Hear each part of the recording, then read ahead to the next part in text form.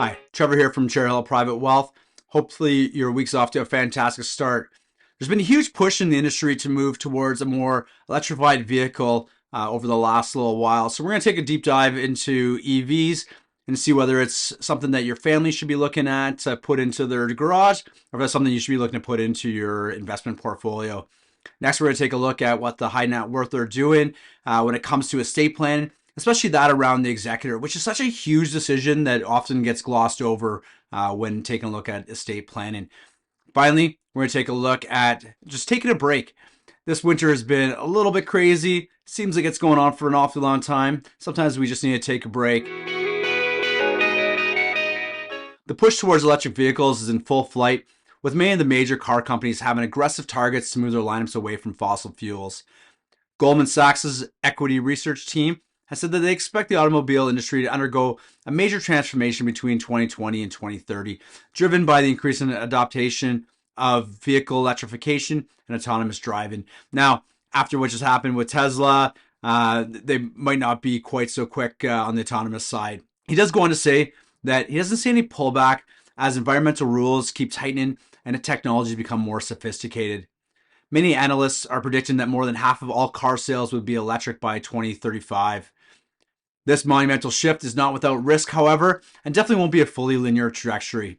2022 was a tough year for EV leader Tesla, with market losses of almost 40%, but the new year has been a different story with gains of almost 74% so far. On the other side, Rivian Automotive has seen layoffs of 6% of their workforce. They're seeing stock losses of 43% over the past 3 months.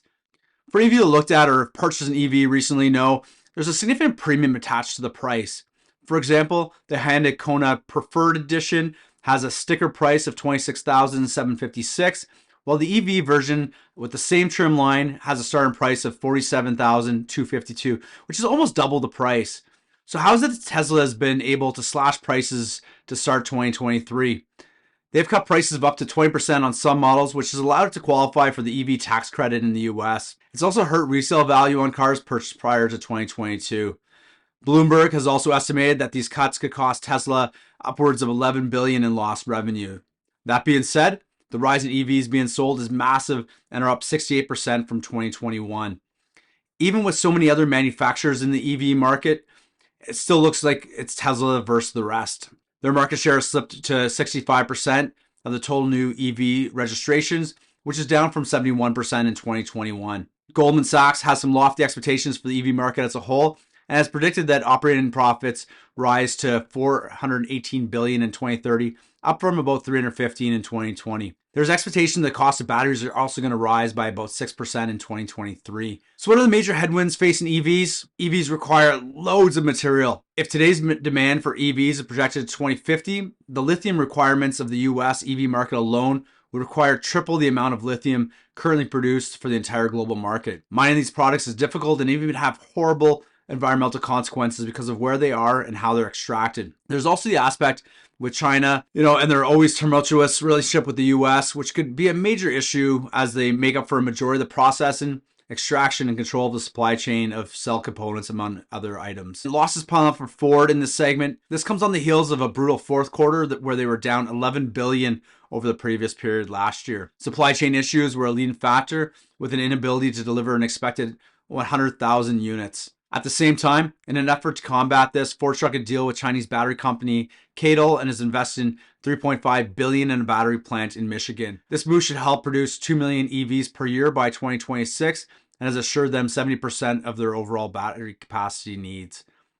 It appears inevitable that we're moving into an EV future, and even with many of the hurdles to get there, companies such as Ford are finding ways to battle the supply chain and ensure they have the materials needed to deliver to their customers. Tesla had a rough 2022, but we shouldn't forget that it was up 827% in the 5 years prior. So even with that setback, and we're again seeing a rally back towards its previous highs. GM stock has also done well recently and has been profitable in producing their EVs.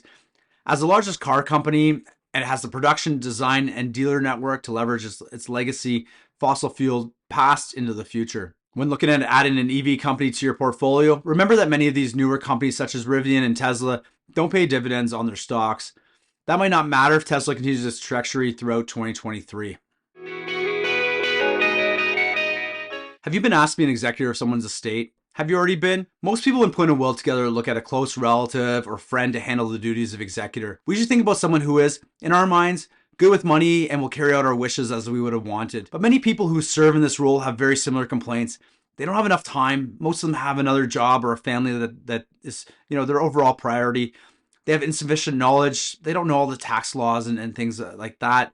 And they don't have easy access to all the important information. As estates get more complicated, it's important to ensure that the will is up to date with the list of assets and debts, including accounts, insurance policies, real estate, and all contacts. As an executor, you're legally responsible for carrying out the actions of the will in a timely manner.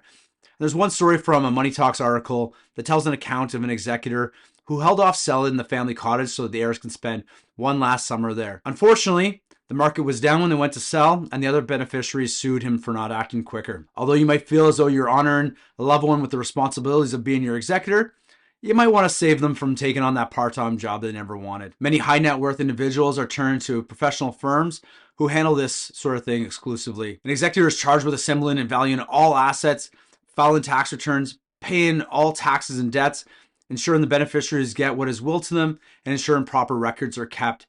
It gets more complicated in situations where there's been a second marriage or a business to wind down. It can take upwards of 18 months or more to execute a will, which can be a really time-consuming endeavor for someone. Whenever you decide to name someone as your executor, make sure they are aware of the role that they're playing.